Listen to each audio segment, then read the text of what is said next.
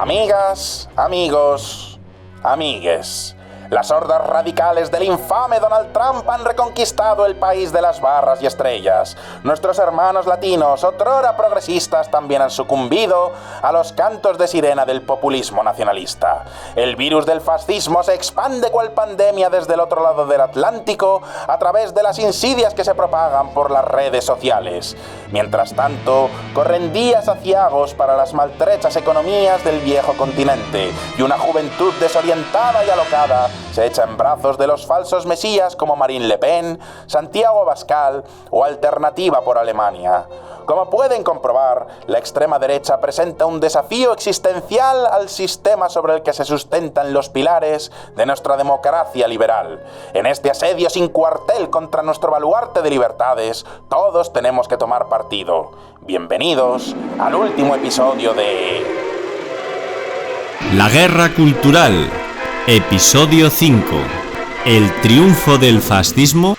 Sé que a muchos os puede resultar incluso ofensivo que hable de fascismo, y a otros os resultará ofensivo que me preocupe ofender a los que se ofenden si hablo de fascismo. Eso significa que la historia de hoy es relevante para todos. Nadie puede negar que la extrema derecha, o como lo queráis llamar, es cada vez más importante en Europa, y es cuestión de tiempo que gobierne en varios países, no solo en Europa, sino en general en el mundo. Es más, en lugares como Suecia o Dinamarca no han hecho falta que ganen las elecciones para que los partidos mainstream les hagan caso. Los países nórdicos ya están cerrando las puertas a los inmigrantes. Hace 10 años esto nos parecería impensable. Hoy es la realidad. La pregunta ahora es, ¿qué es exactamente la extrema derecha? ¿De verdad es equiparable al fascismo? ¿Por qué ahora precisamente están ganando tantísimo poder político? ¿Es una moda pasajera o ha venido para quedarse? Hoy vamos a responder a estas preguntas, pero antes... La diferencia entre tener un pensamiento crítico o ser un dogmático es que estos últimos no permiten que la realidad altere sus convicciones. Por ejemplo, todos sabéis que yo soy partidario de la OTAN y de que Ucrania gane la guerra. Ahora bien, este año he tenido que contaros muchas veces que Rusia estaba sorteando las sanciones económicas con bastante éxito, o que Ucrania no tiene suficientes recursos para avanzar posiciones. Lo mismo pasa con cualquier otro tema. Israel y Palestina, el desafío de China... No nos hacemos ningún favor si cerramos los ojos a la realidad. Pero ¿cómo podemos ver todas las caras de la información sin tener que suscribirnos a cientos de periódicos? Muchos ya sabéis la respuesta: Ground News. Si seguís mi canal seguro que ya conoceréis Ground News porque llevo meses colaborando muy intensamente con ellos. A mí me gusta mucho lo que hacen y a ellos también les gusta lo que hago yo, por eso apoyan tantísimo este canal. ¿Pero qué es exactamente Ground News? Pues bien, Ground News es una aplicación y página web que recoge las noticias de los principales medios internacionales y te da el contexto necesario para que entiendas el sesgo de cada uno. A mí me gusta decir que es como un mapa de los medios internacionales, es decir, no es que escriban las noticias, simplemente las clasifican y las ordenan para que las puedas encontrar fácilmente. Eso sí, todo en inglés. Podéis descubrir o incluso seguir los temas que más os interesan: política, geopolítica o incluso explorar otros temas. Pero lo realmente interesante de Ground News es que cuando pinchamos en una historia nos muestra cómo la han cubierto todos los medios. Incluso podemos clasificarlos por ideología, ver cómo han cubierto una misma historia los medios de izquierdas, de derechas o de centro. No solo puedes ver la línea editorial del medio, sino también quién está detrás. Y esto es muy importante porque ya sabéis que en muchos casos la propiedad de un medio puede ser del gobierno de algún país que tiene un interés muy concreto en marcar la agenda. Además, para ayudarnos a salir de nuestras cámaras de eco, Ground News tiene esta sección, Blind Spot, donde muestran noticias que apenas se han cubierto en medios de izquierdas o de derechas. Por ejemplo, aquí podéis leer que Milei quiere acabar con los controles de capital y negociar un acuerdo comercial con Donald Trump. Como os podéis imaginar, esta noticia apenas ha salido en los medios de izquierdas. O también tenemos esta otra que dice que la tundra ártica ha pasado de recibir emisiones netas de carbono a ser un emisor neto. Casi ningún medio de derechas la ha cubierto. Pues bien, todo esto son ejemplos de lo que Ground News nos ofrece. En fin, estas navidades os podéis conseguir una suscripción para vosotros o también lo podéis utilizar como un regalo fantástico para ese amigo o ese compañero de trabajo con el que siempre termináis discutiendo de política. Todos tenemos una persona así en nuestra vida y oye, pues este puede ser un regalo fantástico para estas navidades. Y como no podía ser de otra manera, tengo un ofertón para todos los que seguís mi canal. Básicamente, si utilizáis el link que os dejo aquí abajo en la descripción, tendréis un descuento muy jugoso. 50% en el plan Vantage, que es el plan que incluye todas las prestaciones. Así que ya sabéis, entrad en ground.news/Fonseca y no solo estaréis apoyando mi canal, sino que también tendréis un 50% de descuento y lo que es más importante, estaréis ayudando a crear un mundo de librepensadores. Y ahora sí, vamos a ver un poco de historia. Soy Fonseca y bienvenidos a mi canal.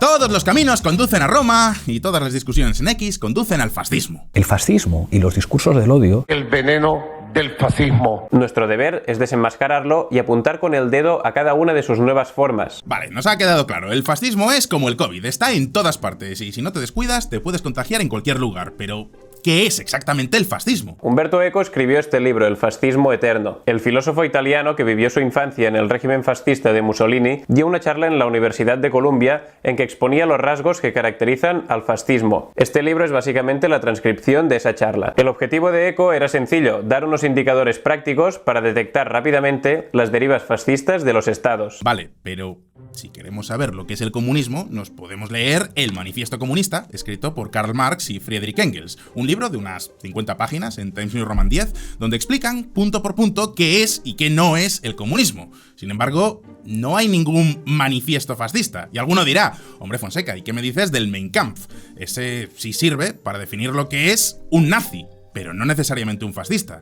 Sí, lo sé, son cosas parecidas, pero no exactamente iguales. Es más, incluso podríamos decir que en algunos aspectos podían ser contradictorias. A fin de cuentas, según Hitler, los alemanes son la raza superior llamada a dominar todas las demás.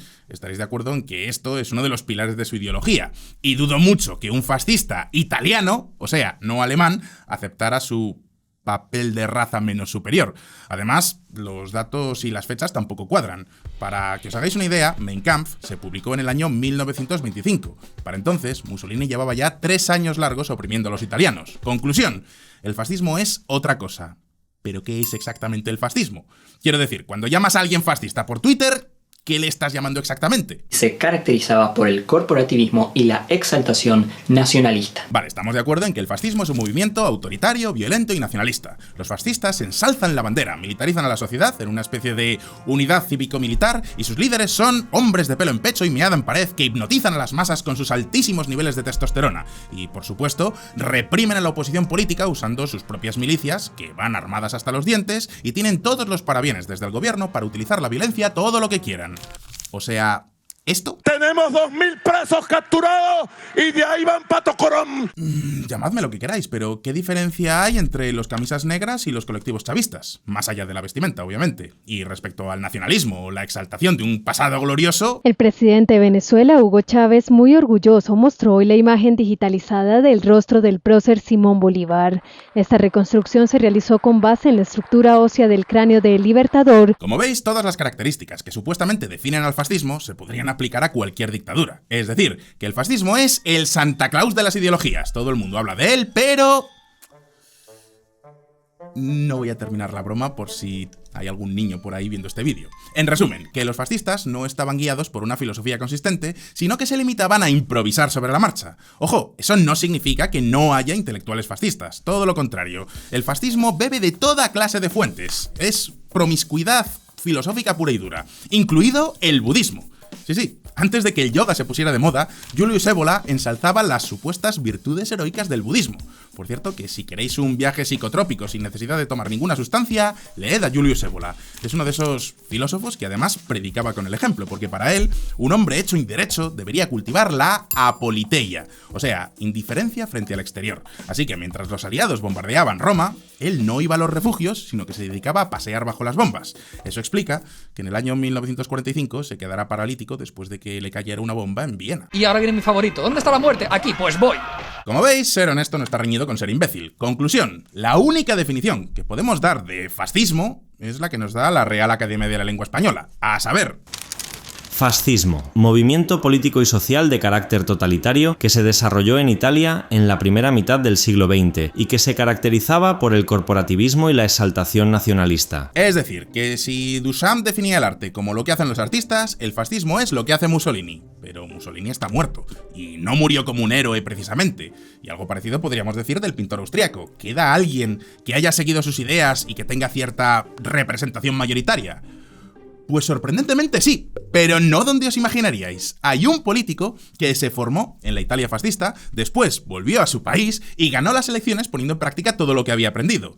Me estoy refiriendo a Juan Domingo Perón. Sí, los peronistas son los herederos directos del fascismo italiano, pero este vídeo no va de Argentina, sino de Europa. ¿De dónde viene la extrema derecha europea? ¿No se supone que son los herederos del fascismo? Pues ahora mismo lo vamos a ver. Todo lo malo viene de Francia. Antes de seguir, si eres nuevo en este canal, permíteme que te recuerde que sacamos vídeos nuevos todas las semanas. Los telediarios te dan las noticias, yo te cuento la historia. Si te interesa la geopolítica, la política internacional, la economía y todo ello alineado con un poquito de sarcasmo y de humor negro, este es tu sitio, así que ya sabes, suscríbete y dale a la campanita para no perderte ninguna de nuestras actualizaciones. Y ahora sí, sigamos con la historia de hoy. Si hay un mito en la Segunda Guerra Mundial que ha llegado hasta nuestros días, es ese que dice que Francia estaba en el lado de los buenos. A ver, no quiero ser yo el que haga leña del árbol caído, pero las tropas alemanas llegaron hasta París en menos de un año de haber empezado la guerra. Es decir, oficialmente la Segunda Guerra Mundial empezó el 1 de septiembre de 1939. Pues bien, el 22 de junio de 1940, los franceses ya estaban firmando la rendición. Durante los siguientes 5 años, media Francia estaba conquistada por los nazis y la otra media prácticamente también. Mientras tanto, el general Charles de Gaulle estaba en el exilio en Reino Unido, y lo que significa que durante 5 largos años muchos franceses colaboraron activamente con los nazis. ¿Y qué creéis que pasó al terminar la guerra? Pues que el general Charles de Gaulle volvió a Francia, convertido ya en un héroe de la libertad, listo para reconstruir el país. Y como ya os podéis imaginar, muchos de esos cientos de miles de franceses que habían estado encantados de colaborar con los nazis encontraron un nuevo acomodo en la nueva Francia democrática. Por ejemplo, el señor Maurice Papon, que pasó de cazar judíos a dirigir la policía de París. Así que cambia judíos por argelinos y te puedes imaginar cómo eran sus ideas políticas. Como veis, el racismo en Francia nunca desapareció, simplemente digievolucionó, y entonces llegamos al año 1961, año en el que Argelia se independizó de Francia. Como os podéis imaginar, esto sentó como una patada en la bisectriz de todos los Maurice Papons de la vida. Algunos llegaron a crear su propio grupo terrorista, la OAS, cuyo objetivo era asesinar al general de Gaulle porque le acusaban de traidor, pero otros fueron más moderados y crearon su propio partido político. Las personas que quizás tenían tentaciones no electoralistas admiten ahora que la batalla política se desarrolla realmente a nivel electoral y con métodos democráticos. Este señor con el parche en el ojo es Jean-Marie Le Pen, el creador del Frente Nacional en el año 1972. Y diréis, ¿pero si Le Pen es una señora? Sí, Marine Le Pen es su hija. Es que el Frente Nacional es la prueba de que mezclar familia y política no es una buena idea, porque Le Pen padre creó el partido, luego la hija le sucedió y lo echó. Pero es que luego llegó la sobrina, Marion Le Pen, y se enfrentó a Marine, y terminó teniendo que fundar su propio partido.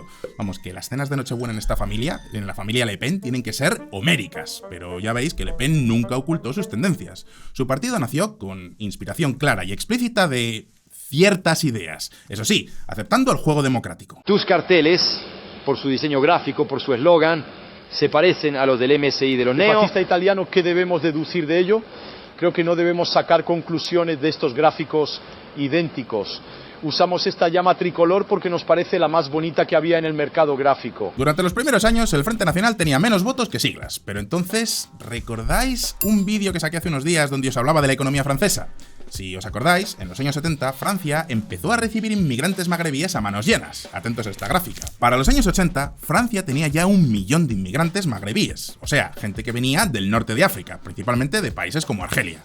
Por el momento no eran especialmente problemáticos porque recordad que todavía eran los años buenos de Francia, cuando sus empresas exportaban en todo el mundo, la economía iba más o menos bien y el Islam radical todavía no se estaba expandiendo por todos los países musulmanes. Pero estaba claro que ya había cierto mercado para vender mensajes anti-inmigración. Por eso, desde los años 80, el partido de Le Pen siempre ha tenido un suelo de escaños en el Parlamento. Atentos a esta gráfica. ¿Veis la rayita con puntos? Pues eso es el partido de Le Pen. Si os fijáis, veréis que desde 1986 su partido siempre ha tenido entre un 10 y un 20% del Parlamento. Es decir, que no son una fuerza mayoritaria, pero nunca desaparecen. El Frente Nacional ha sido durante décadas el Linux de la política francesa. Nunca ha sido el sistema operativo mayoritario, pero siempre tendrá un grupo de gente que lo usa y que te dice: tengo Linux, el software libre es el futuro, deberías darle una oportunidad. Prueba Ubuntu, es muy fácil de usar. Sin embargo, en el año 2002 ocurrió lo impensable. Un 21 de abril, hace 20 años, la extrema derecha francesa rozó el poder por primera vez, cuando Jean-Marie Le Pen se clasificó para la segunda vuelta de las presidenciales. Un logro inesperado para un país que 2 décadas después ve a su hija Marine aún más cerca del Elíseo. De repente, Linux pasó a ser el nuevo MacOS. Es decir, todavía no era Windows, pero se le acercaba. Todo esto con un señor que nunca ha abandonado sus ideas de los años 70, salvo en lo respectivo a los valores familiares, porque la historia de la familia Le Pen hace que Podemos parezca un partido político aburrido. Desde los años 70 viven en un palacio. Así, un palacio donado por un fan, literalmente. Dentro de lo que cabe, todo esto podría casar con la idea que podéis tener de un líder de partido de extrema derecha. Es fácil imaginárselo paseando por su palacio en batín, pero en los años 80, Marine Le Pen se vio un día en el espejo y dijo: pues sí que he llegado lejos. Así que voy a llamar a un periodista que viva conmigo en el palacio y me escriba una biografía.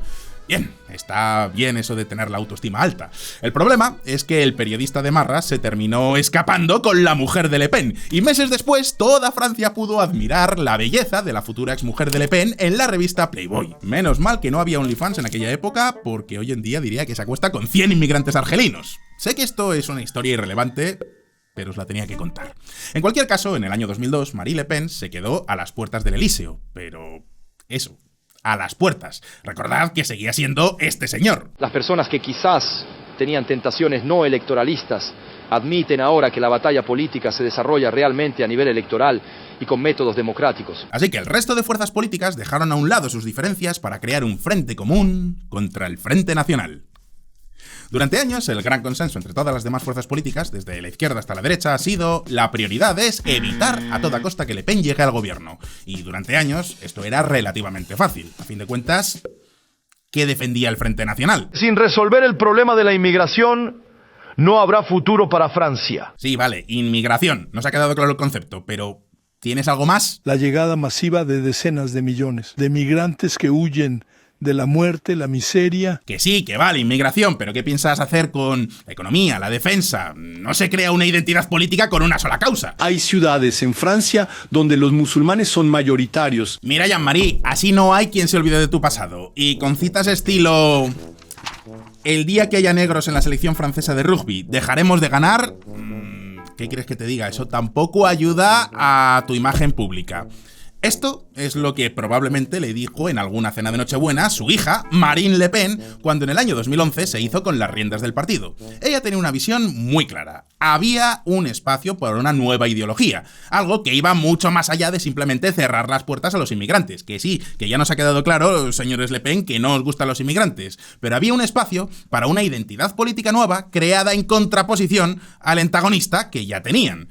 Si recordáis, en el capítulo 1 ya vimos cómo la identidad socialista nació en contraposición a los capitalistas, que en aquel momento representaban el consenso entre liberales y conservadores. Pero esta lógica ya no funciona hoy en día, porque la sociedad que tenemos no tiene nada que ver con la del siglo XIX. Así que en el capítulo 2 vimos cómo esta nueva izquierda progresista había intentado construir una nueva identidad en contraposición al capitalismo heteropatriarcal, pero que en el fondo esta izquierda era tan antisistema como un anuncio de Doritos y capitalizaba las frustraciones de nadie. El sistema te utiliza para despistar. Sin embargo, esta nueva identidad de Le Pen sí que tenía un archienemigo perfectamente definido. A saber, todos los demás partidos del sistema político francés, desde la extrema izquierda hasta el centro derecha. Estos sí pueden decir que el sistema entero está en contra de ellos. La extrema derecha es el nuevo punk, y cuando ven a tu prima con el pelo teñido de rosa, la cantan: nunca serás un vendido, es porque aquí sos cretino.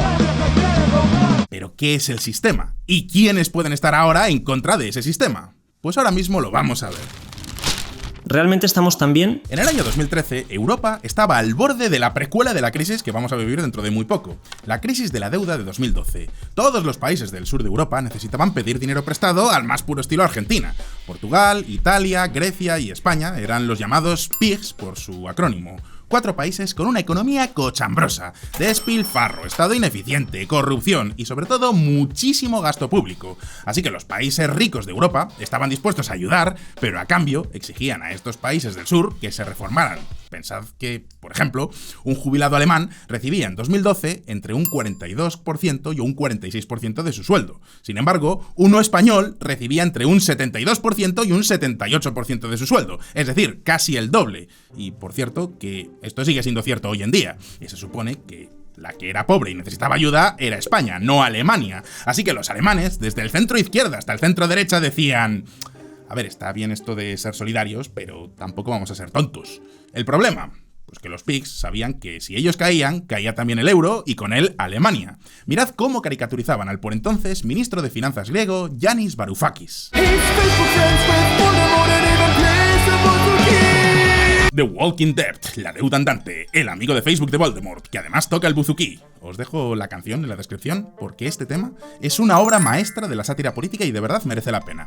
Pues bien, en semejante debate, un grupo de economistas con todo el prestigio académico del mundo se presentaron a las elecciones con una propuesta: no a los rescates. Dar dinero a países con sistemas políticos tan caóticos no iba a resolver el problema. Y es más, creaba un precedente para que ningún país en Europa fuera responsable. A fin de cuentas, ¿qué incentivo tiene un Estado para gastar menos de lo que ingresa si sabe que otro Estado más rico se lo va a terminar pagando?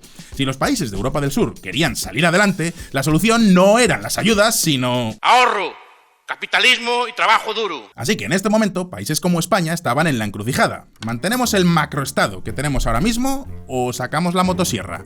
Y justo en aquella época es cuando yo acababa de terminar mi contrato de asesor en la campaña electoral de Mariano Rajoy, en el Partido Popular. Y justo los meses después fueron los que me hicieron decepcionarme del todo con este partido y en general con mi país. Siempre y cuando Alemania y la Unión Europea estuvieran dispuestas a aceptar el chantaje, ni Grecia, ni Italia, ni muchísimo menos España tendrían el más mínimo incentivo para liberalizar el sistema.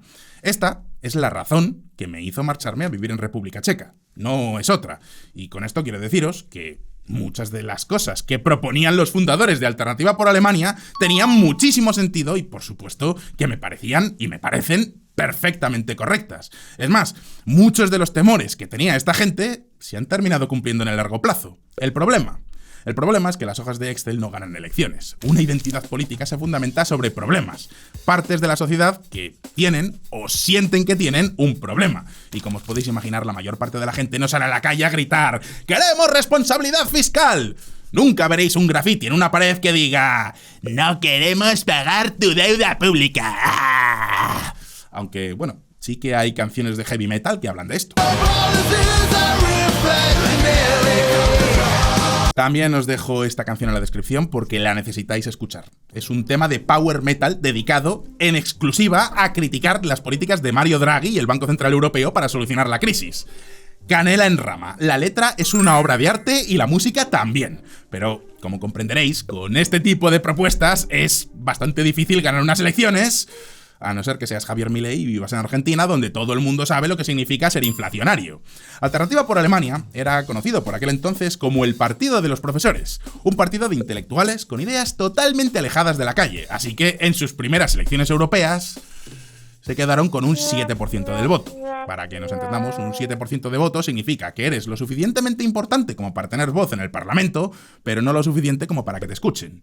Sin embargo, en el año 2015 el partido cambió de liderazgo, y ahí es cuando entró la señora Frauke Petry a dirigirlo. Y ahora, desde el año 2022, tenemos a Alice Weidel.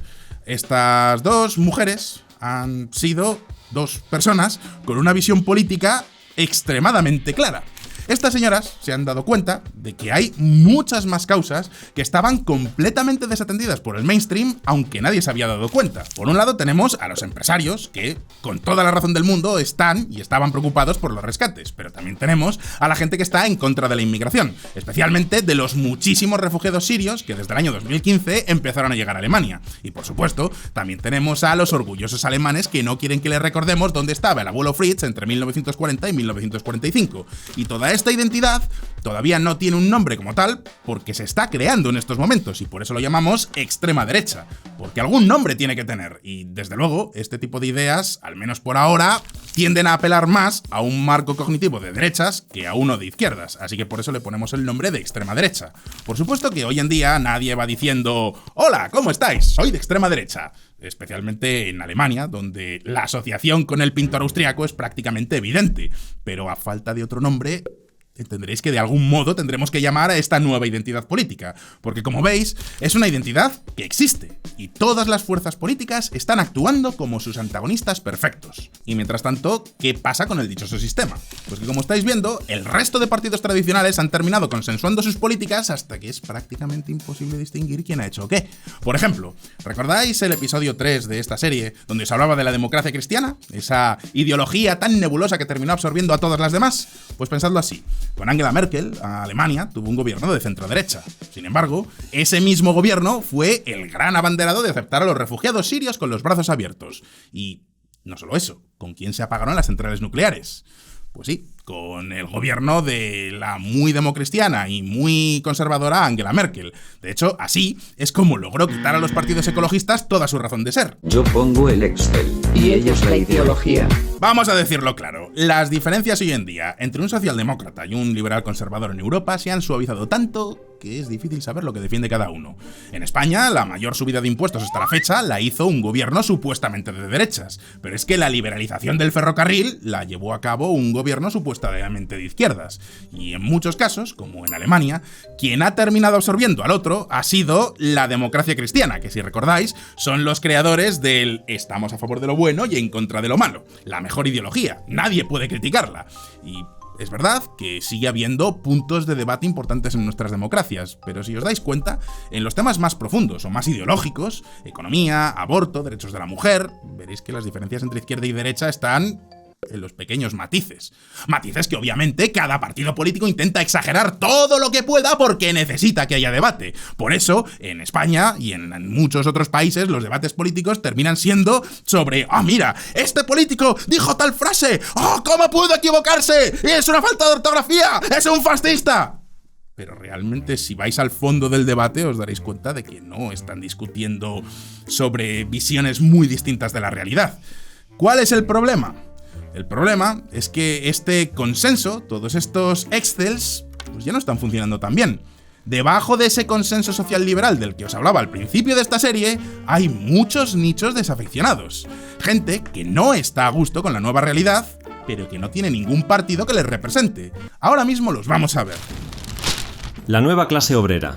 Marsella ha sido siempre uno de los feudos tradicionales del Partido Socialista francés. Es una ciudad portuaria con una fuerte clase obrera, con lo cual tiene lógica que sean de izquierdas. O que lo fueran, porque atentos a esta gráfica. Aquí podéis ver los resultados de las elecciones legislativas en Marsella, concretamente desde 1971 hasta el año 2022. Si os fijáis, veréis que desde los años 80 el Frente Nacional no ha dejado de subir, mientras que caen los partidos de izquierdas, tanto el socialista como el comunista.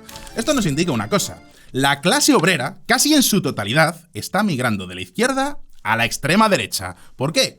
Pues porque esta gente ya no necesita más derechos laborales, lo que quiere es conservar los que ya tiene. El único cambio que piden es precisamente en la política de inmigración. Y ojo, porque la inmigración islámica, la que viene de los países magrebíes, ahora ya sí es un problema a todas luces. Desde el año 2005, los franceses se han acostumbrado a imágenes como esta. Vehículos en llamas, jóvenes detenidos, cargas de antidisturbios en París, en Lyon o en Toulouse. No es 2023, es 2005. Manifestantes de suburbios parisinos no ceden en las protestas por el asesinato de un joven afrodescendiente a manos de la policía. La delincuencia no deja de crecer, y recordad que la policía francesa es famosa por su brutalidad. No olvidéis al señor Maurice Papon, ex jefe de la policía de París. El hecho de que los policías sean de porrazo fácil no sirve para reducir la violencia, sino todo lo contrario, la escala. Y como veis, las cosas no han cambiado tanto desde los años en los que la policía estaba integrada por ex colaboracionistas con los nazis. Bueno, no han cambiado tanto en el lado de la policía, donde sí ha cambiado es en el lado del perfil demográfico de la sociedad francesa, porque el problema no son ya los inmigrantes, sino los hijos de los inmigrantes. Chicos cuyos padres no se llaman Mohamed y Marie, sino Mohamed y Fátima. Chicos que se han criado en guetos donde hay más mezquitas que bares. Chicos que en muchos casos tienen valores que entran en directa colisión con los de una sociedad laica. Pero esto no es lo único que les preocupa a la gente de la clase obrera en Francia. Atentos a esta gráfica. Como veis, desde finales de los años 90, las empresas francesas exportan cada vez menos. Es una caída lenta, que apenas da para titulares clickbait y que probablemente no les importe demasiado a la gente de la clase obrera. Pero lo que sí que notan es que cada año hay menos dinero para financiar el estado del bienestar más grande del mundo. No olvidéis nunca que Francia es Francia, el estado más nacho-vidaliano del planeta. El 57% de su PIB se va para gasto público. Esas pensiones, carreteras y ese estilo de vida tan francés es muy caro. No olvidéis que mientras que en Alemania la edad media de jubilación es de 67 años, en Francia es de 62. Aunque, por ejemplo, si eres maquinista de tren, puedes jubilarte incluso a los 50, o si eres bailarín de la Ópera de París, a los 42. Todo esto, como os podéis imaginar, cuesta mucho dinero, pero no hay ningún político francés capaz de salir a decir: no hay plata. En su lugar, los partidos del sistema intentan mover el problema hacia la siguiente legislatura, pero tarde o temprano alguien tendrá que reformar esas pensiones porque no se pueden pagar. Alguien tendrá que liberalizar la economía para que las empresas dejen de marcharse. Y mientras todo esto ocurre, buena suerte sacando algo de dinero para comprar más camiones de basura. 15º día de huelga y las basuras siguen transformando las calles de París en pasillos estrechos y malolientes. En París, a pesar de las requisiciones, las recolecciones siguen atrasadas y las montañas de basura obligan a los comerciantes a organizarse. Claramente, el sistema no funciona, pero nadie lo dice, mucho menos los partidos del sistema. Todos viven de la ilusión de que Francia puede continuar como está. Basta con aplicar unas poquitas reformas sacadas de mi hoja de Excel maravillosa y todo funcionará. Tengo un Excel que demuestra que te tienes que callar. Me licencié en PowerPoint. Y mientras tanto, el francés medio piensa: ¿para qué tenéis que cambiar nada si en teoría todo funciona? Y eso explica que desde el año 2000 tengamos manifestaciones recurrentes como esta. Nueva jornada de protestas de los chalecos amarillos en Francia. Unas 125.000 personas se manifestaron en todo el país el sábado. Y como os podéis imaginar, todo esto son nichos decepcionados por los partidos del sistema. Curiosamente, estos son los antisistema que quieren mantener el sistema a toda costa, porque todas estas promesas no son para pedir cambios, sino para resistirse a ellos. Aquí están los que quieren mantener las pensiones tal y como estaban, incluidos con los privilegios de la época del Rey Sol, o los que quieren que su fábrica se quede en Francia y nunca se vaya a otro país, y por supuesto los que quieren que Francia nunca pierda sus rasgos de identidad. Cuando os hablaba de los woke, os decía que no saben lo que quieren, pero sí cómo conseguirlo. Pues esto es al revés, tienen muy claro lo que quieren, pero no saben cómo se consigue. Como veis, el mercado de votantes está ahí, ofreciendo que alguien, en algún momento, salga ofreciendo el producto político perfecto. Y eso explica que desde que Marine Le Pen tomara las riendas del partido de su padre, la cuota de votos del Frente Nacional no ha dejado de subir. Mientras tanto, los partidos del sistema, a saber, liberales, conservadores y socialistas, intentan rescatar el Estado más grande del mundo a base de intentos fallidos. En el año 2005 llegó la derecha de Nicolas Sarkozy prometiendo liberalizar Francia. Spoiler, salió mal. Tras la gran crisis financiera de 2008, llegaron los socialistas de François Hollande intentando levantar el país con más impuestos. Spoiler, salió mal. Así que, viendo que la extrema derecha de Le Pen no dejaba de crecer, los grandes partidos optaron por la solución desesperada.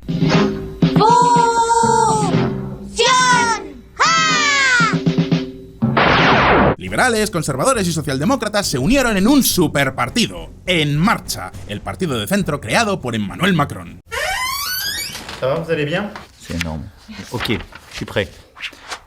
Bonjour, voilà, je vous retrouve pour répondre a quelques questions. Centro izquierda y centro derecha dejaron a un lado sus diferencias para crear un baluarte de tecnocracia, hojas de Excel y corrección política. Un partido con una ideología muy simple. Estamos a favor de lo bueno y en contra de lo malo. La ideología perfecta, ¿quién puede criticarla? Spoiler, está saliendo muy mal. Tan mal está saliendo que para frenar a la extrema derecha por enésima vez han tenido que ampliar el baluarte. Ahora es un frente que va desde el centro derecha hasta la extrema izquierda. Sí, esa gauche divine francesa que ha pasado de ser marxista a entrar en el camarote de los hermanos Marx. Spoiler, no hay spoiler. Estamos viendo ahora mismo cómo todo esto no funciona, y algo parecido ha pasado en Alemania, Italia, la inmensa mayoría de Europa. Recordad que el discurso hegemónico en toda Europa ahora mismo parece escrito por ChatGPT. Y fuiste una gran motivación para mí durante estos 5 años, con muchas crisis, para mantenerme en el camino. Y a partir de esa experiencia en adelante, quiero una Europa fuerte en lugar de debilidad. Quiero unidad en lugar de polarización. Quiero una Europa que cuida, que protege, que prospera.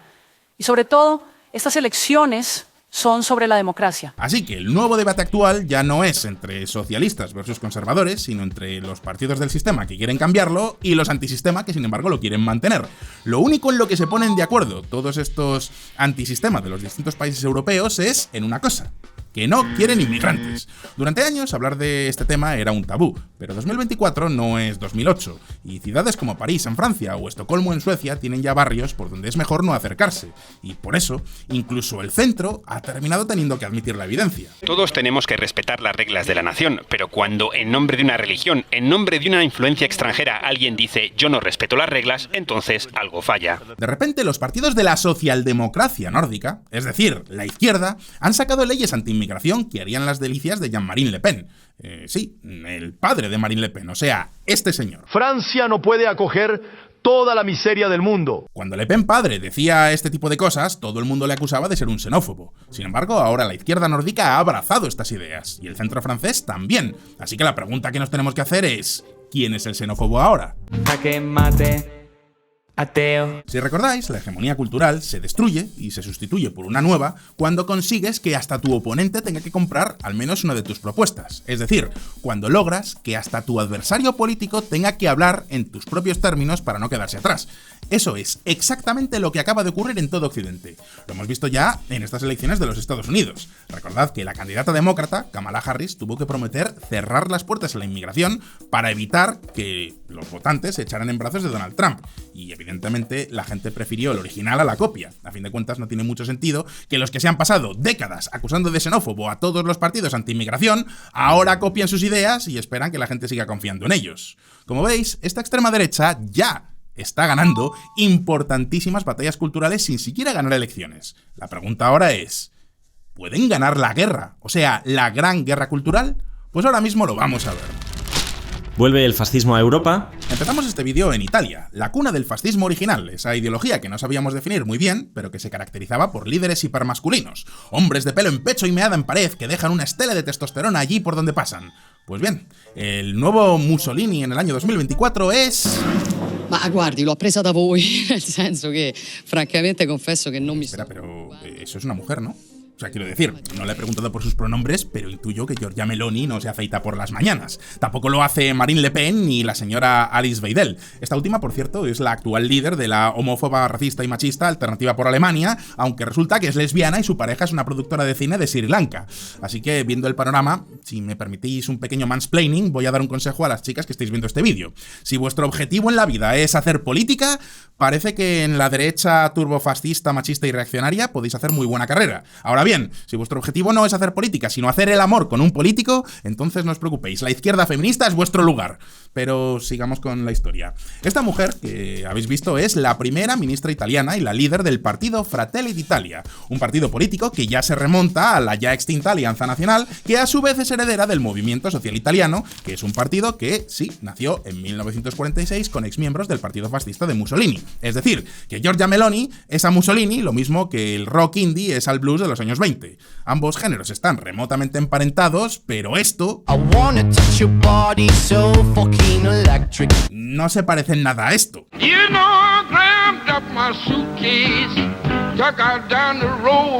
Y en un país como Italia tampoco tenían muchas otras alternativas. En realidad la política italiana nunca ha tenido mucho sentido. Durante un tiempo llegaron a tener un gobierno de coalición entre extrema izquierda y extrema derecha, y ahora son el primer país de Europa occidental en tener a un partido de extrema derecha gobernando el país en solitario.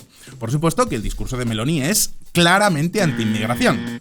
¿Pero realmente podemos decir que es xenófobo? Es la moneda colonial que Francia emite para 14 naciones africanas. Es un niño que trabaja en una mina de oro en Burkina Faso. Burkina Faso es una de las naciones más pobres del mundo. Esto que habéis visto es una mujer machista, fascista y súper racista criticando el colonialismo francés. Ya sabéis que Francia nunca se fue realmente de sus colonias en África, pero al resto de europeos todo esto nos parecía muy bien o nos daba igual porque es en África. Además, estamos hablando de Francia, parte del team aliados que pararon los pies al pintor austriaco. Es imposible que sean racistas. Como veis, es bastante difícil ridiculizar el discurso de alguien como Giorgia Meloni, pero como comprenderéis, la extrema derecha italiana está hecha para no entenderse con la extrema derecha francesa, ni tampoco con la alemana.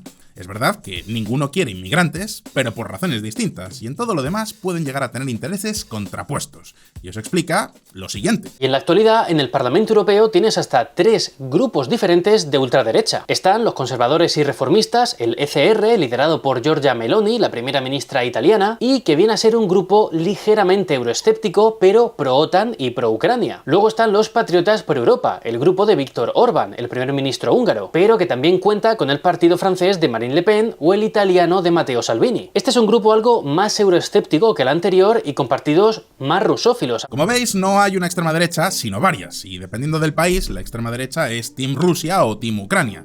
Alternativa por Alemania no quiere tener que pagar el estado del bienestar que propone Marine Le Pen en Francia, y la extrema derecha de Meloni estaría encantada de liquidar el imperio francés.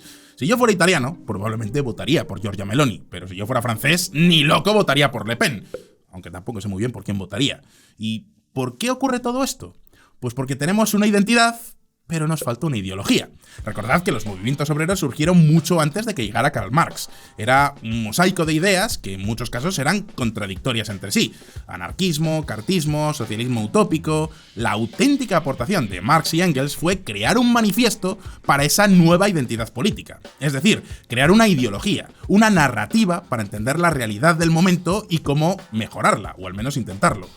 Ese es el momento en el que estamos ahora mismo.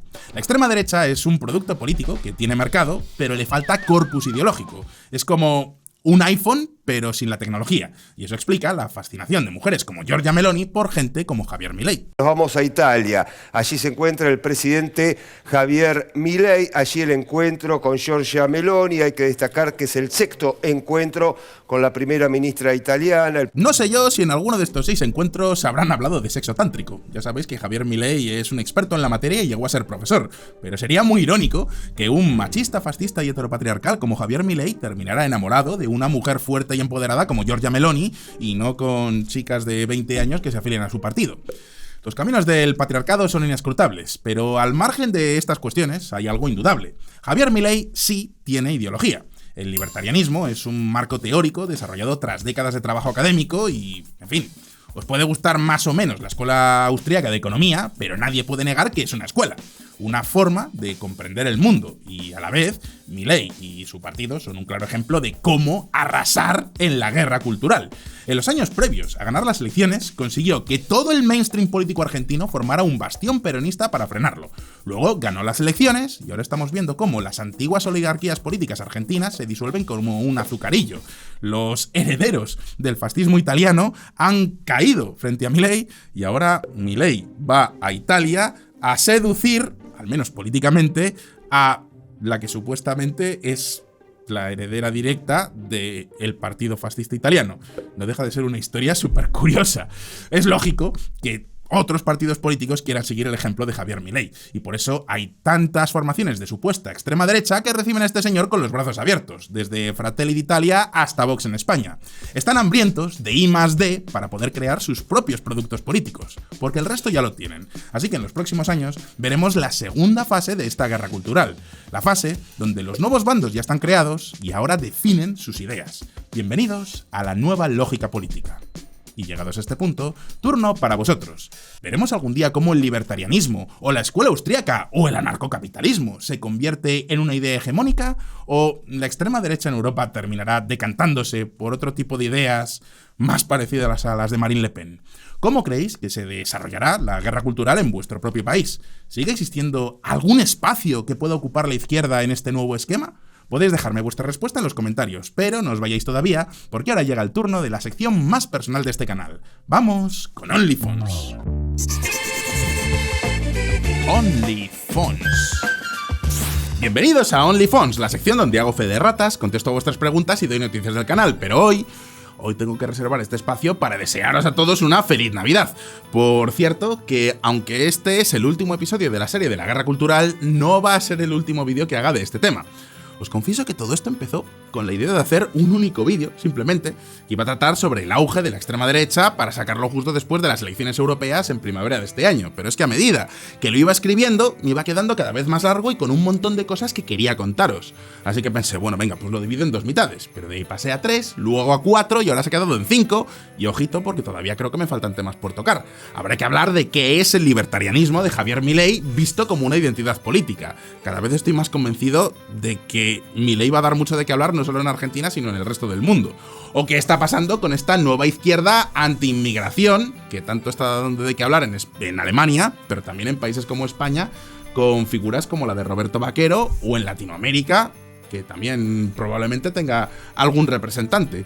Como veis, son muchos temas que quiero investigar y tocar para el próximo año que por cierto tiene una rima muy bonita. En España diremos feliz 2025 por culo te la hinco.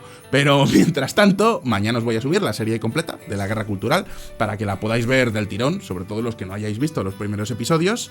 Y lo dicho, en nombre mío y de todo el equipo que hace este canal, nuestros mejores deseos para esta Navidad.